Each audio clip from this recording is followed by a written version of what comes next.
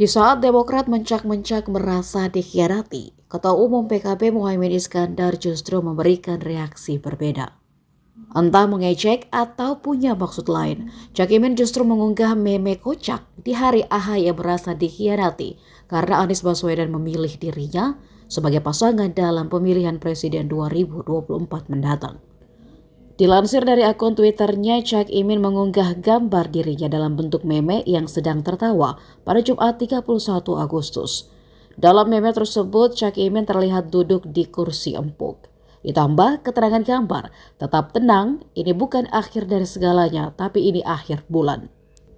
Lalu di bagian bawah seperti kertas yang dirobek dan diganti nama Muhaimin Iskandar. Tak hanya itu, postingan terbarunya lagi-lagi Cak Imin mengunggah foto dirinya tertawa ngakak dengan keterangan beda cuaca aja sakit, apalagi beda perasaan.